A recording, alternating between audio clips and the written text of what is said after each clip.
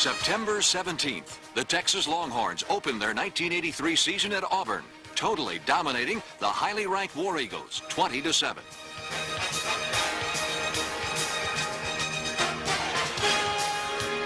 Three weeks later, October 8th, Texas turns loose freshman Edwin Simmons and whips Oklahoma in the annual Battle of the Red River, 28-16.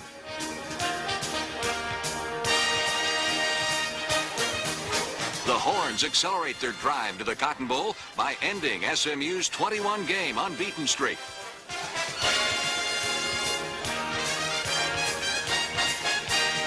Rick McIver throws 4 touchdown passes at Texas A&M as the Longhorns ride through 1983 with a perfect 11-0 record. Ranked number 2 in college football, can the Southwest Conference champions win one more game and a possible national title? The 7th-ranked Georgia Bulldogs will provide an answer for that question following a crazy bounce of the ball in the 1984 Cotton Bowl Classic.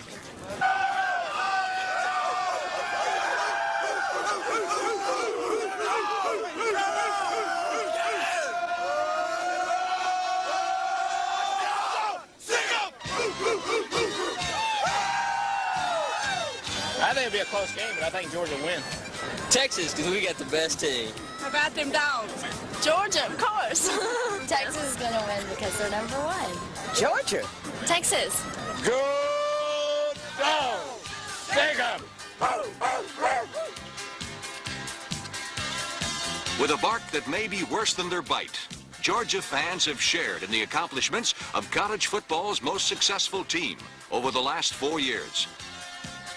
A national championship, 3 Southeastern Conference crowns, and the best winning percentage of any team during the 1980s. In this Cotton Bowl, however, these Bulldogs are underdogs, trying to derail Texas' hopes of a perfect season. But first, downtown Dallas is host to another spectacular New Year's parade.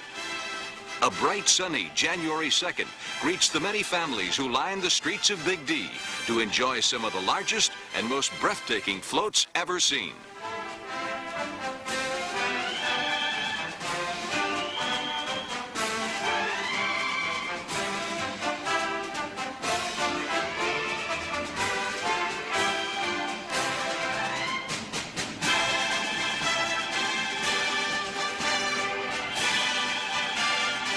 Nationally televised by CBS, this 27th annual event traditionally ushers in the dawn of a new year and the beginning of a memorable day for football fans everywhere.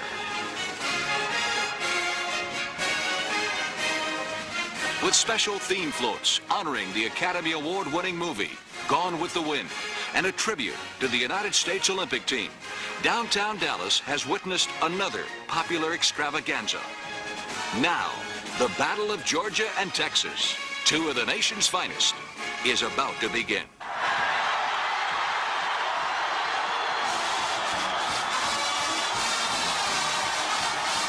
Georgia, just 6 points from an unbeaten season, surprised the experts in 1983 with a squad of overachievers led by a group of talented seniors.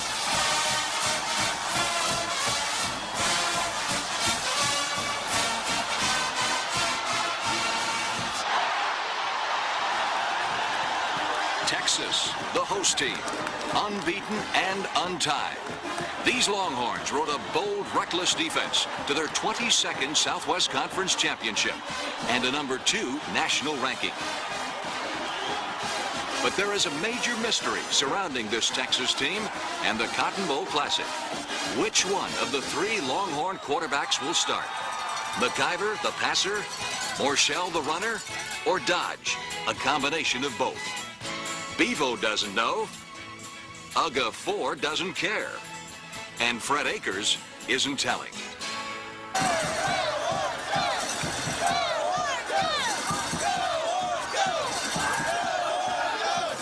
When the Horns break their first offensive huddle, the puzzle is solved. Number 15, Rick McIver, a strong-arm 5th-year senior who had not started a game since October 1981. is Akers' choice at quarterback. The strategy is clear. Texas plans to throw.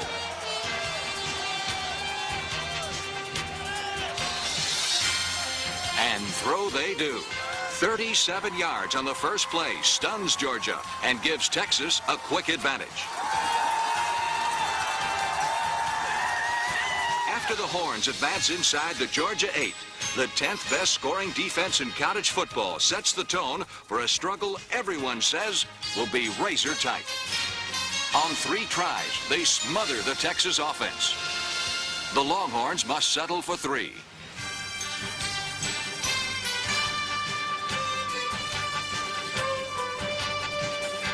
It is the 14th consecutive field goal for freshman Jeff Ward, and after a 59-yard drive, Texas is on the board first.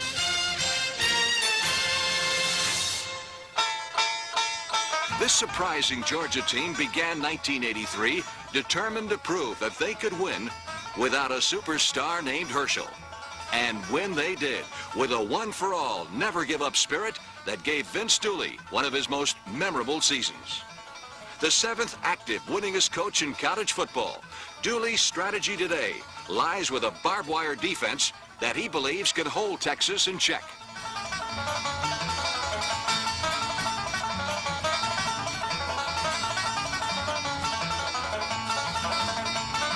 Led by All-Americans Freddie Gilbert and a blitzing Terry Hogue. These Bulldogs relish the role of spoiler to Texas' dreams of an unbeaten season.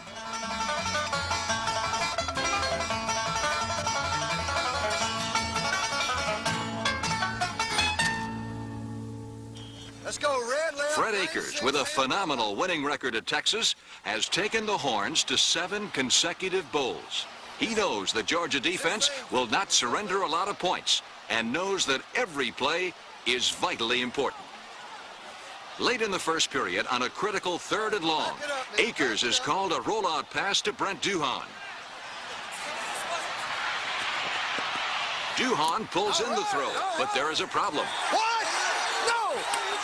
What? And official rules Duhon ran out of bounds, then came back inbounds to catch the pass. He pushed it! Akers claims Duhon was pushed out by the Georgia defender. But he pushed him out of bounds! Hey, that doesn't make the call right! I'm not either. He pushed him out of bounds! It is a one-sided debate Akers will not win, and particularly damaging when the Longhorns face 4th down and must punt to Georgia and speedy Gary Moss.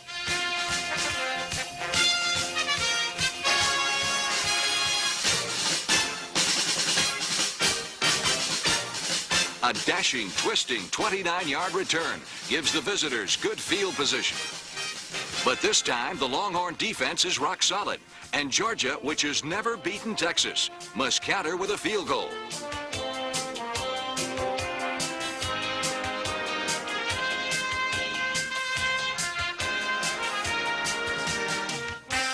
After 1 quarter, the game is deadlocked at 3.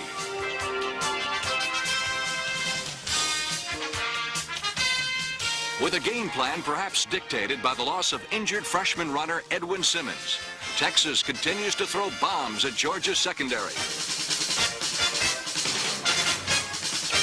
Had he not stumbled, Kelvin Epps might have gone all the way. But fate was not finished with this Texas team.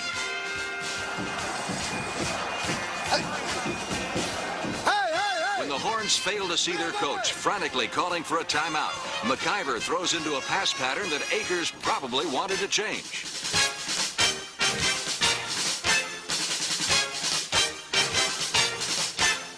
Double coverage results in a drive-killing interception.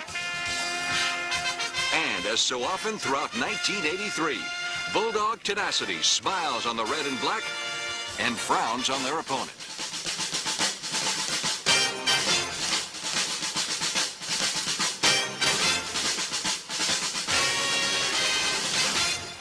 As the Bulldogs leave the field at halftime, they know they have played unbeaten Texas to a standstill.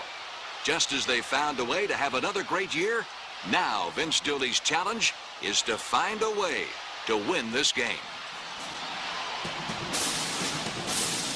While these two teams prepare for 30 more minutes of football, the outstanding bands of both universities turn halftime into showtime at the Cotton Bowl. The University of Georgia Redcoat Band and the University of Texas Longhorn Band thrill the audience with a salute to the men and women of the U.S. Armed Services.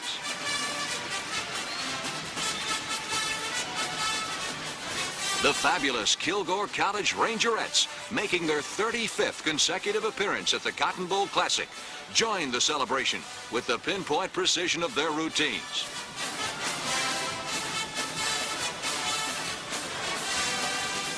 There's also a visit from two of the school's most famous players, Heisman Trophy winners and now professional stars Herschel Walker and Earl Campbell. As usual, football fans in Dallas enjoy this pageantry spectacular and then settle in to see if Texas, with 3 times as many passing yards as Georgia, can make its game plan pay off.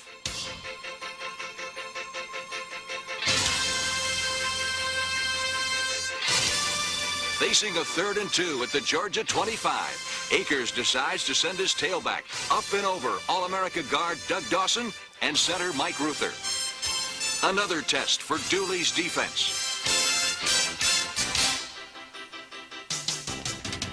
A wall of red helmets answer with a loud no and force UT to make a tough decision. Go for the first or kick the field goal. Let's get the field goal.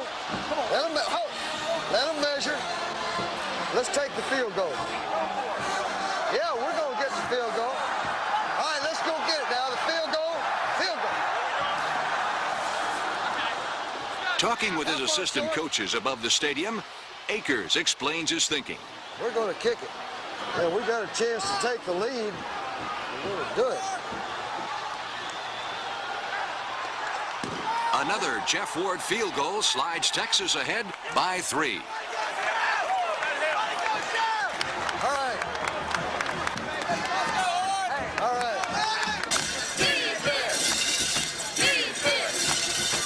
Now the pressure of preserving a slim lead falls on the aggressive shoulders of the #1 defense in all of college football.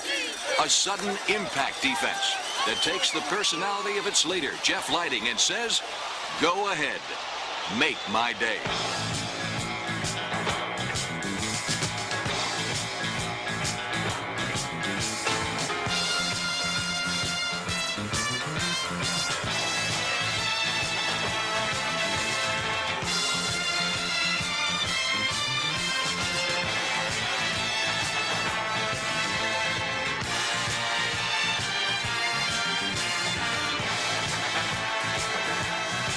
The trademark of this awesome Texas defense has been to force mistakes. And late in the 3rd period, Ty Allard reclaims the football for the orange and white. A first down camps the Horns at the dog 11. But McIver can't quite connect on 3 shots.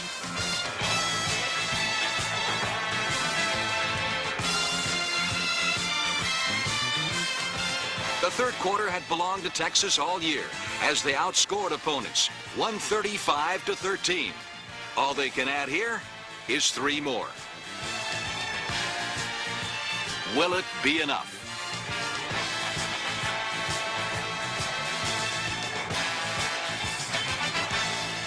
If Vince Dooley is to bring Georgia back for the 7th time this season after falling behind, he must open up the offense.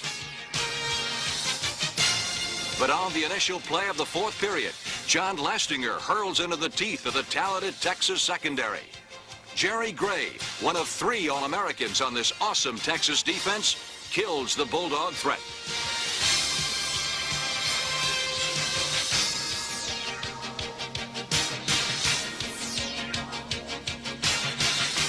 As so often on the 2nd day of January, a glitter of hope turns into a missed opportunity. Forced again to a field goal attempt, Jeff Ward's kick from 40 yards looks good, but is ruled wide to the right and no good.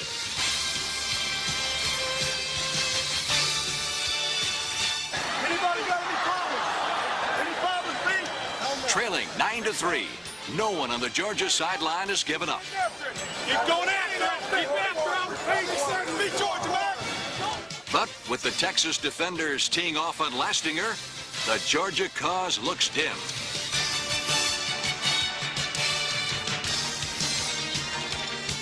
With about 5 minutes to play, Texas forces the visitors into a 4th and 17. Could Vince Dooley be faking a punt, hoping to catch Texas napping? The possibility concerns the Longhorn bench as Akers leaves in his regular defense in what he calls an unsure kick situation. Watch your fake. Here's how a national television audience on CBS heard veteran Lindsey Nelson and analyst Pat Hayden describe the turning point of the 48th annual Cotton Bowl Classic. Andrews had to do the punting. He's averaged 41 yards today. Jitter Fields has gotten back deep to field it for Texas. That signal goes up. And he is stopped. And the scramble is on. And Georgia's got the football at the 23-yard line. Georgia's got the football. Curry tried to field it. Moss got the ball. Georgia, trailing by 6 points, has it first and 10 at the Texas 23-yard line with 4:32 to play. Vince Dooley may have been a prophet. Craig Curry, number 5, right there over his shoulder. The ball comes out of his hands. Jitter Fields, number 25, can't hang on to it. Moss, number 24, is make the recovery. But Vince Dooley said all we want to do is be able to hang in there in the 4th quarter and find a way to win. A big turnover puts him in a position to do so. If Georgia can drive in and score, they would tie the score, and then the conversion would make it possible for them to take the lead. Ron Jackson. 2 tries at the midsection of the Texas defense are good for only 6 yards, presenting Georgia with a crucial 3rd down. All right, D, let's get after it. Come on, D. 3rd down and 4 yards to go. One of the key plays of the day right here. 3rd and 4 for Georgia. Harris to the left side. Archie short to the right side. Archie in motion across. Lastinger's got it. Lastinger's got the first down. Lastinger trying to get it. Touchdown. Touchdown, Lastinger. 17 yards.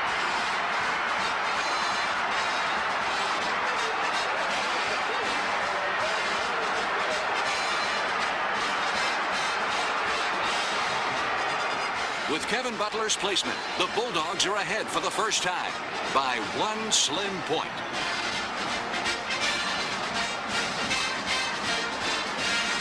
Another look at the decisive 3rd down run Vince Dooley called the only perfectly executed play we had all day. Before this, Georgia had failed on 12 of 13 3rd down conversions. It was an option run that John Lastinger wanted, and it was the 3rd year in a row that a clutch run by a quarterback in the 4th quarter decided the Cotton Bowl Classic. Brewer of Texas in 1982, McElhaney of SMU in 83, and now Lastinger of Georgia in 84. For leading the Bulldogs to victory, John Lastinger is named the game's most valuable offensive player and finishes a career in which he lost only 2 games as starting quarterback in both high school and college. But the loss should not detract from a fabulous year for Texas, winning their 22nd Southwest Conference crown, possessing the nation's top defense, and finishing a perfect regular season. As the victorious Bulldogs count down the final seconds, they celebrate a dramatic triumph that knocks Texas from a possible national title and marks Georgia as the only team in college football to be ranked in the top 5 in the final national polls each year of the 1980s. With the never-give-up determination that epitomized this team all season, Vince Dooley turned January 2nd into a dog day afternoon and turned Georgia into the 1984 Cotton Bowl champions.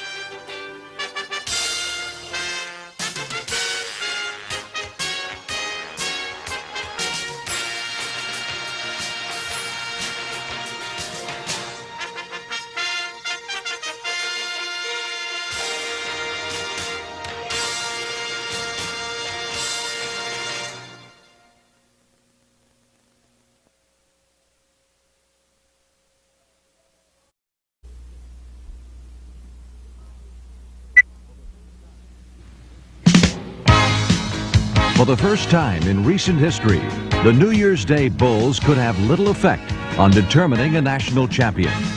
With that in mind, Cotton Bowl officials searched not only for an exciting, high-ranked team to play the Southwest Conference champion, but also centered their attention on college football's most spectacular player.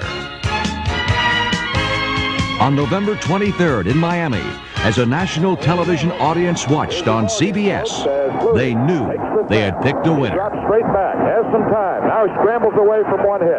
Looks, uncorks a deep one for the end zone. Phelan is down there. Oh, he got it! Did he get it? He got it! Touchdown! Touchdown! Touchdown! Touchdown! Touchdown, Boston College!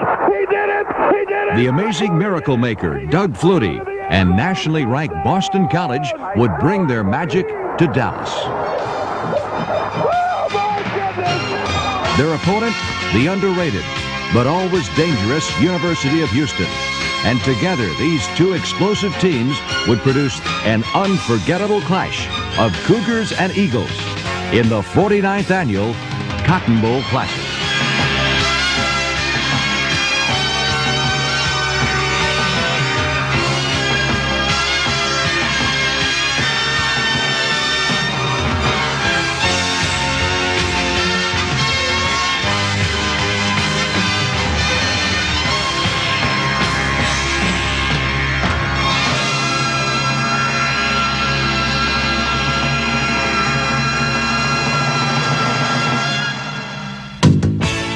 Following a down-to-the-wire and exciting finish in the Southwest Conference race, the Houston Cougars entered the Cotton Bowl Classic with key victories over preseason favorites Texas and SMU. Coach Bill Yeoman's traditional veer offense had proved more explosive than ever.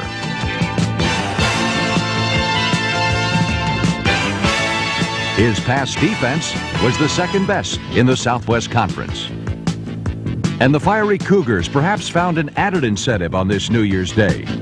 They read about the glamour team from the East. They knew who would be throwing darts at them in this nationally televised game on CBS. Against Boston College, they were the underdogs, and they were ready.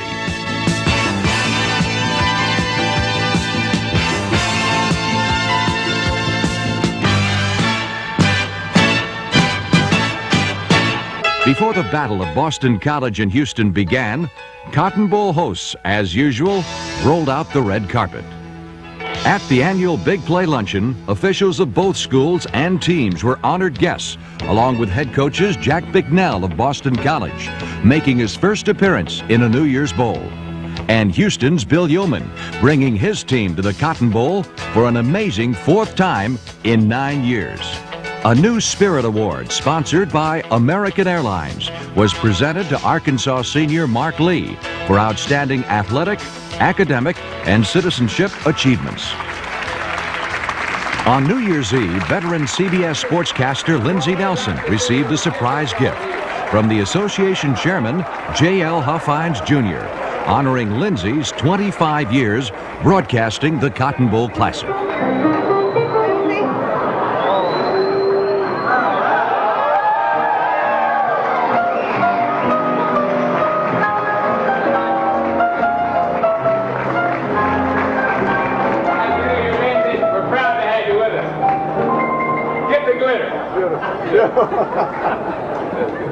Thank you very much.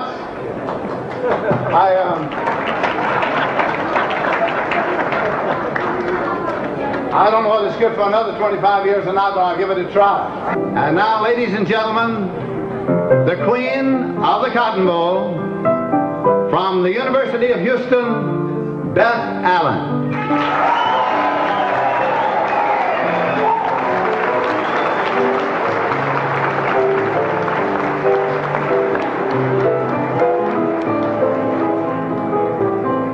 The evening continued as Cotton Bowl visitors and guests danced away 1984. Then, on an overcast 1st of January, 1985 dawned on Dallas with the nationally famous Cotton Bowl Parade.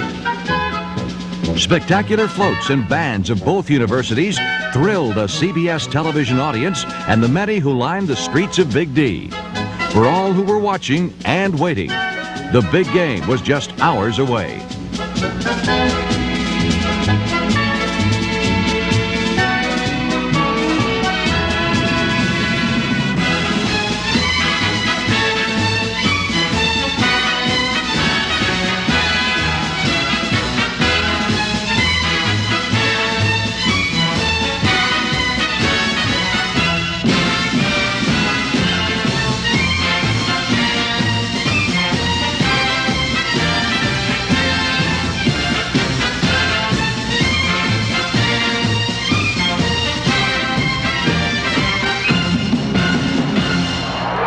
Some 20,000 Boston College fans came to Dallas as the Eagles closed out their most successful season ever. They had gained a berth in their first New Year's Day Bowl since 1943 with a wide-open make-something-happen philosophy and the almost superhuman talents of Heisman Trophy winner Doug Flutie.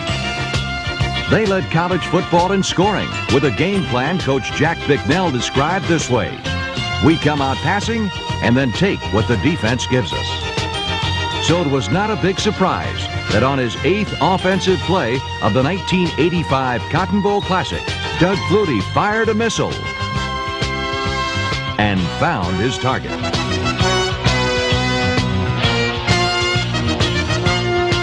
With Houston looking for short, quick passes, Kelvin Martin broke free on a 63-yard bomb. It was the longest touchdown pass of Flutie's miraculous season. A second look shows how Martin simply found himself leading a race to the end zone, with the Cougar defenders trying to catch up.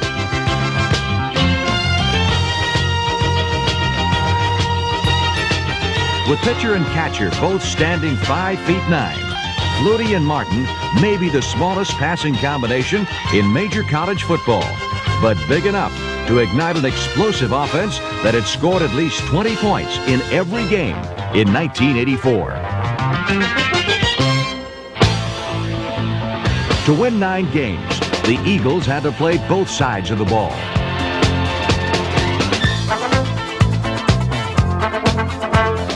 When Mike Ruth recovered a Houston fumble, the defense had done its job, and it was time again for Air Flutie. Coming out of the backfield, tailback Troy Stratford revealed the versatility of this Boston College quick strike aerial game. The Eagles tasted success twice against the shock Cougars, but the visitors' momentum stumbled on the following kickoff.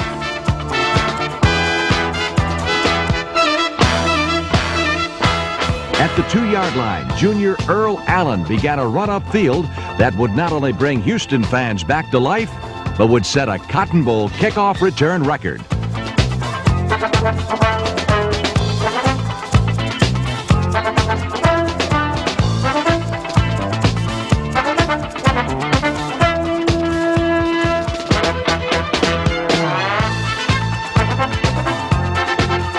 .98 fast yards, and the Southwest Conference co-champions were right back in step in this Cotton Bowl parade of points. While the coast-to-coast touchdown stunned the Eagles, it did not slow them down. A 22-yard gain by ace runner Troy Stratford and a Flutie to Gerard Phelan shot put 7 more on the board. With his 3rd touchdown pass, Flutie tied a Cotton Bowl record and joined such big-name visiting quarterbacks as Roger Staubach, Joe Theismann, Joe Montana, and Dan Marino, capturing headlines at this annual televised spectacular. But Flutie wasn't the Cougars' only problem. They also, it seemed, had to challenge Lady Luck. With an assist from an unknowing Houston receiver, Todd Russell regained possession for Boston College, and that brought back onto the field the top all-time passer and total offense leader in the history of college football.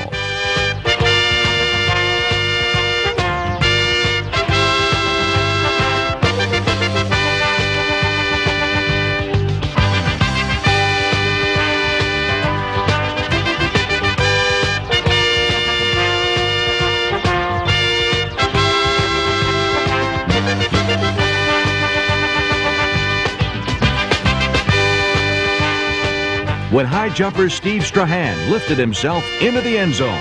He also elevated Boston College to an overwhelming 24-point advantage. But this surprisingly stubborn Houston team was not about to quit. As Gerald Landry's touchdown toss to Larry Shepard climaxed a 64-yard drive, everyone knew that Bill Yeoman's Cougars had not yet been tamed. It was Boston College 31, Houston 14, with still 30 minutes to play. The spectacular bands of both universities performed their popular routines at halftime, along with a special appearance by the new Maid of Cotton, setting the stage for more football fireworks that would follow.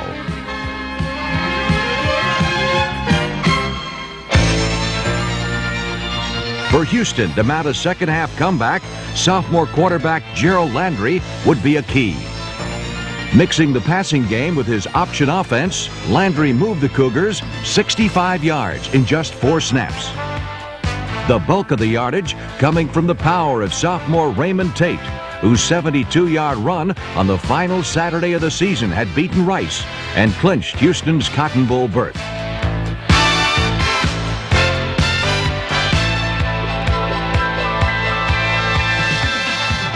The Boston College lead was narrowed to just 10 points. Then, a dramatic turn of events. Against the wind, with defenders in his face, Doug Flutie sidearmed the ball right to free safety Audrey McMillan, who couldn't believe the clear path he found to the end zone.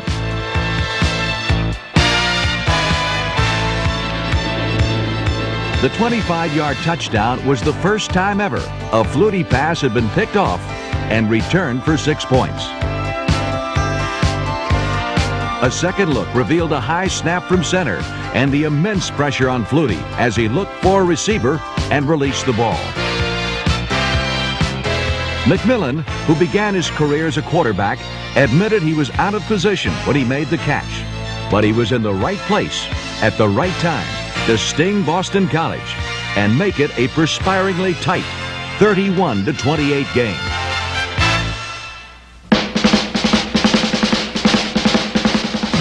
Recalling how his team had lost a 20-6 lead to West Virginia, Jack Bicknell looked to his defense to halt the Cougar uprising. Keeping relentless pressure on Gerald Landry and clogging up the middle as they had all day, the Eagle defenders became the unsung heroes of this Cotton Bowl Classic.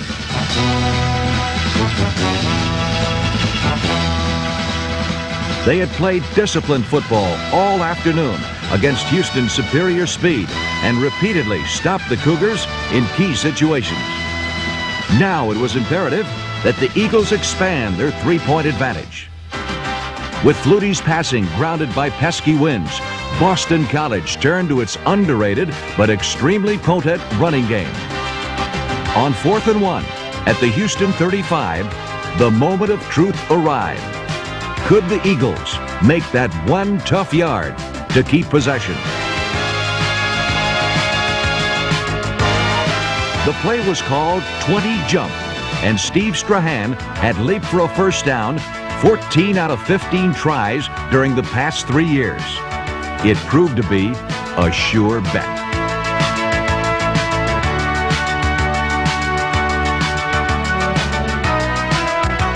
When Strahan bowled into the end zone 5 plays later, BC surged to a 10-point lead, and the Eagles began to sense the school's first bowl victory since 1941. Strahan would gain 91 tough yards and was named the game's most valuable offensive player. But his statistics paled next to junior tailback Troy Stratford, whose 196 yards were the most gained by a back during all the postseason games.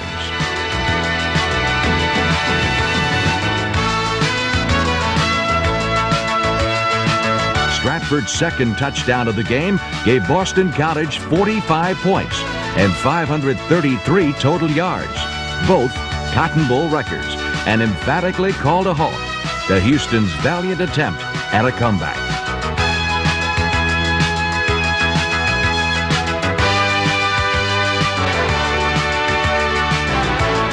It had been a memorable day for the Boston College Eagles. In gaining their first bowl victory in 43 years, they proved they were more than a one-dimensional team. When it was all over, Boston College and Houston had given Cotton Bowl viewers more points, more big plays, and more excitement than any other postseason bowl game. But for Boston College, it was something special.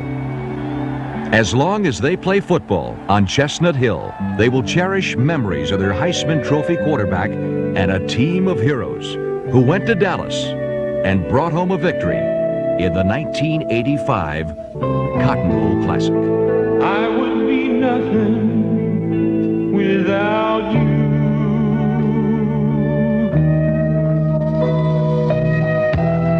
Did you ever know that you're my hero?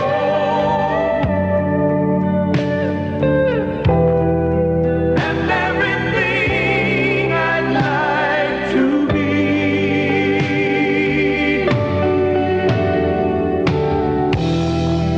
I can fly higher than an eagle, 'cause you are the wind beneath my wings.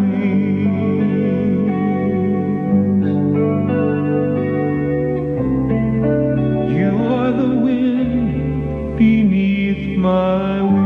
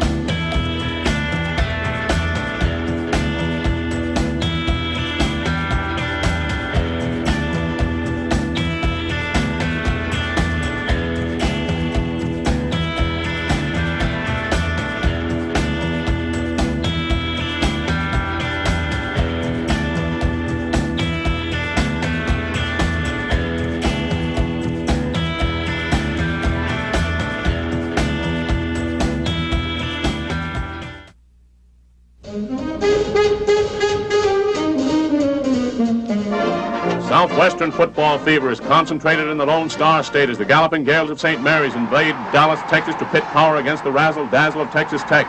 On January 1st, 1937, thousands flocked to a football field in Dallas to witness a dream coming true. That day, J. Curtis Sanford saw his vision for a new tradition in his hometown become reality. The Cotton Bowl Classic was born, and it didn't take long for Sanford, Dallas, or the nation to discover that it was destined to be a college football star. Kavanaugh with a deep drop this time and lets it fly deep to the end zone. Lockett is in there, so are a bunch of blue shirts, and it is caught in the end zone by Anderson. Touchdown! Play fake, Sterner steps out in trouble. Wow! To a wide open receiver, it's Cobb towards the end zone. Touchdown! 35, 40, 45, 50. Here he comes. 40, 35. They won't catch him. Forget it. Bo Jackson for the touchdown.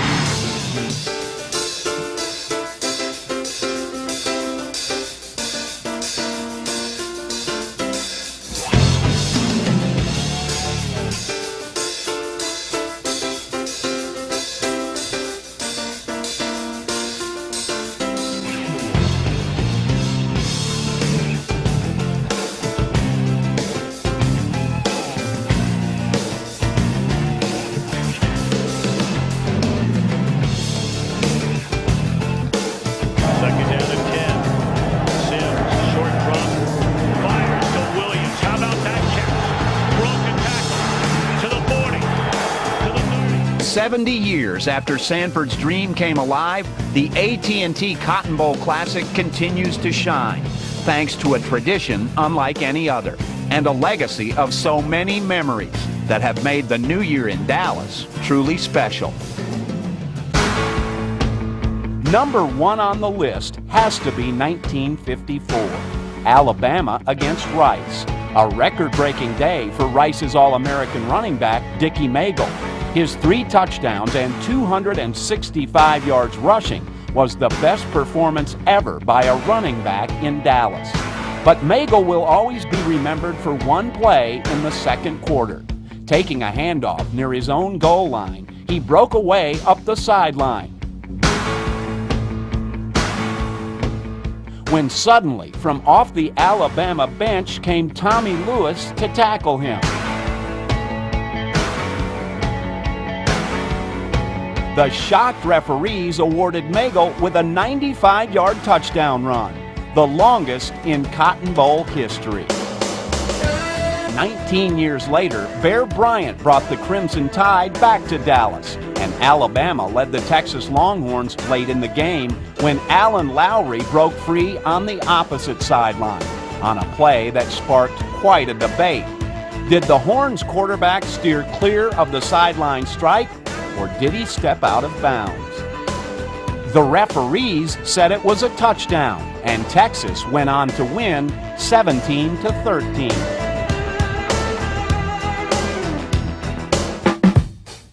In 1968, Texas A&M made only its second New Year's Day appearance in Dallas in 27 years, and the Aggies were hungry for a win under their young head coach, Gene Stallings, who was up against his former teacher, Alabama's Bear Bryant. The Crimson Tide, led by quarterback Kenny Stabler, were heavy favorites, but it was A&M that played with more poise. And when the Aggie defense stopped Stabler and the Tide on a decisive 4th down play, the only thing left for Bryant to do was give his former pupil a bear hug.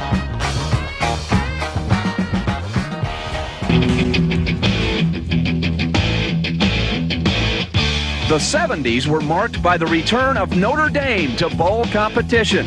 After 45 years, the Fighting Irish picked Dallas as the place they wanted to resume postseason play. And 3 times they went up against Texas with a national championship on the line for one or both of the teams. Texas won and stayed number 1 in 1970 when James Street led the Longhorns on a desperation drive that featured a 4th down pass from the wishbone-oriented offense. A diving catch by Cotton Spire set up the winning score and the national championship for Texas and Darrell Royal. The next year, Joe Theismann and company returned the favor as they snapped the Horns' 30-game win streak with a 24-11 shocker. In 1978, the two teams met again, and college football's crown was on the line again. Earl Campbell led the powerful Longhorns against Ross Browner and the Irish. Notre Dame bottled up the Heisman Trophy winner, and the two teams traded places in the polls as the Fighting Irish captured a national championship in Dallas. It was the 7th time that the Cotton Bowl determined who was the nation's best.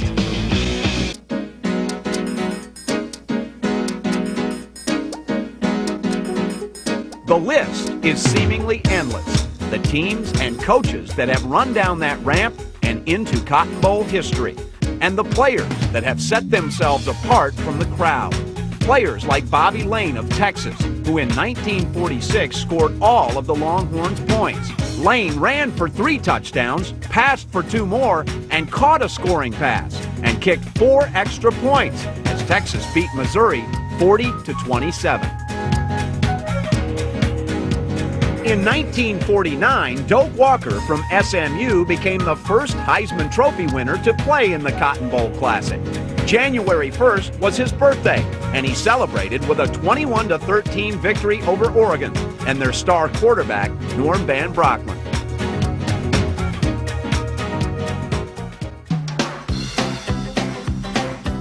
On a picture-perfect day for football, the Cotton Bowl celebrated its 15th anniversary in 1951 with a memorable matchup between number 3 Texas and number 4 Tennessee.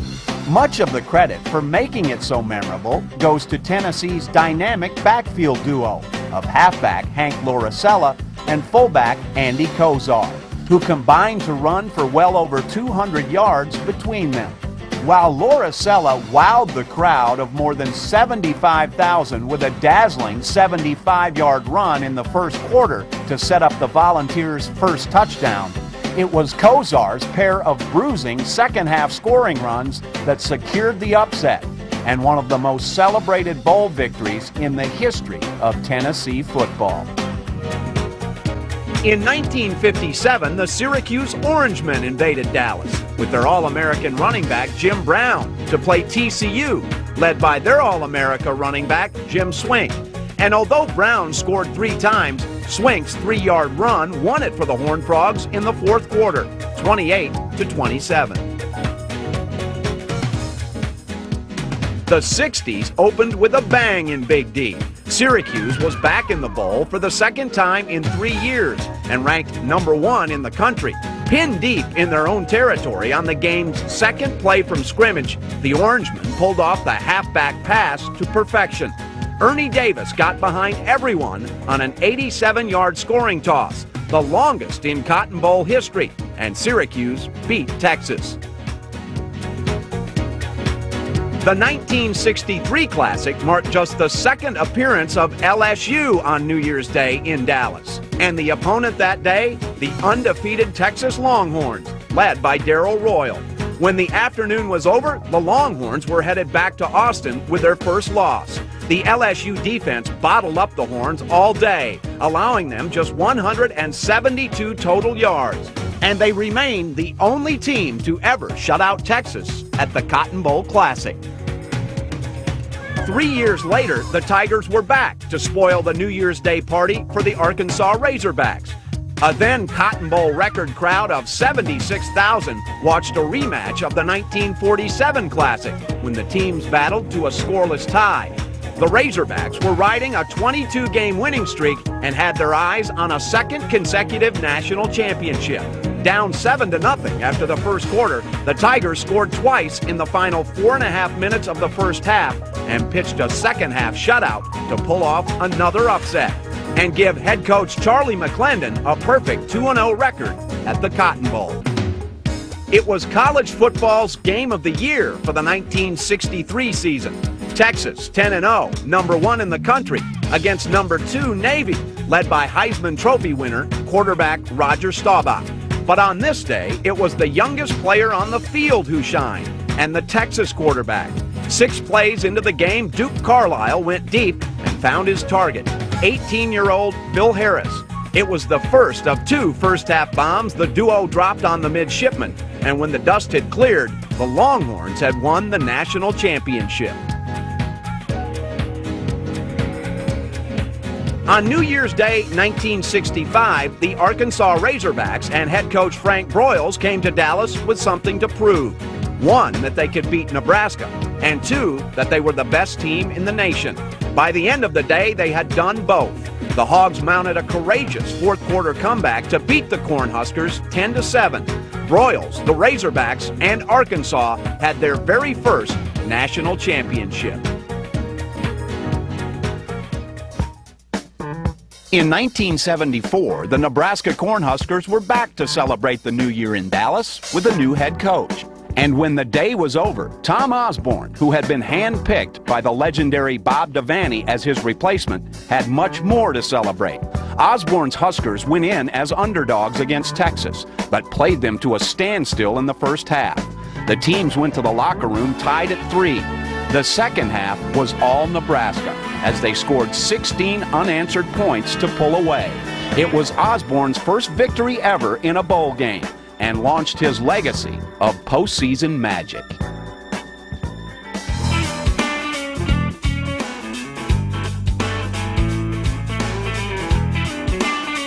In 1979, an ice storm ambushed the new year in Dallas. But the game that day will not be remembered for the weather as much as a miracle worker named Joe Montana.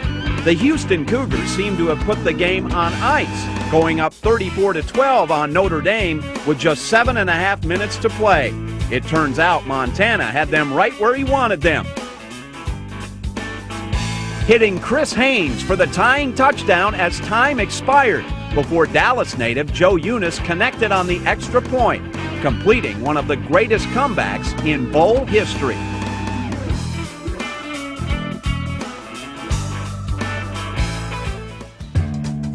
Heisman Trophy winner Bo Jackson led the Auburn Tigers into town to play Texas A&M as the Cotton Bowl celebrated its 50th anniversary on a beautiful sunny New Year's Day in 1986. It was also a day that on one play, Bo showed everyone in attendance and watching on national TV why he was worthy of college football's most coveted award.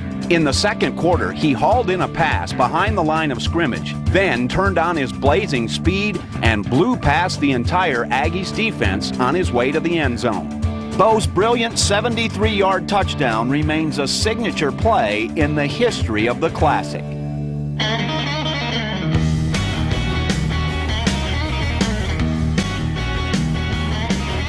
The Tennessee Volunteers opened the 1990s when they came calling on Arkansas. It was their fourth trip to the Cotton Bowl, and it was one to celebrate, especially for freshman running back Chuck Webb. His 250 yards rushing put him second on the Classic's all-time single-game list, and his electrifying scoring run in the third quarter sealed the deal. Shaking a tackle, still free at the 40, he's to midfield.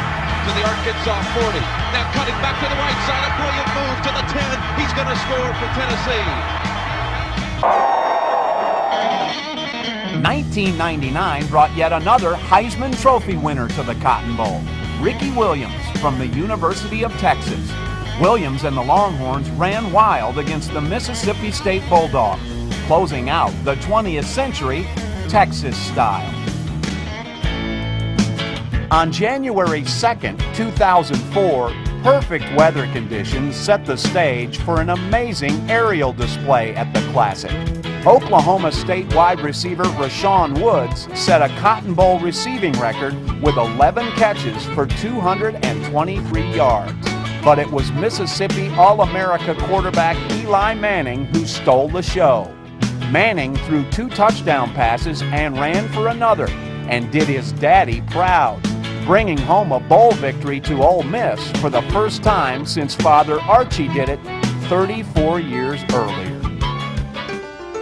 On January 2nd, 2006, the Texas Tech Red Raiders and the Alabama Crimson Tide met for the first time ever on the football field, and the wait proved to be worth it for the sellout crowd and the national TV audience. An intense, nail-biting defensive battle came down to one final memorable play. Did it get through? It got above the crossbar.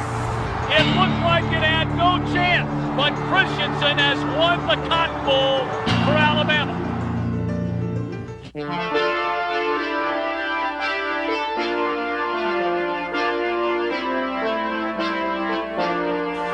On February 27, 2007, the AT&T Cotton Bowl Classic did it again, making college football history with the announcement that J. Curtis Sanford's game is about to elevate itself onto a brand new playing field.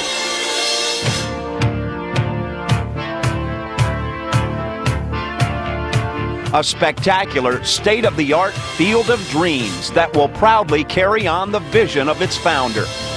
Now, more than ever, it truly is a place where a rich and glorious past meets the dazzling promise of the future. The AT&T Cotton Bowl Classic.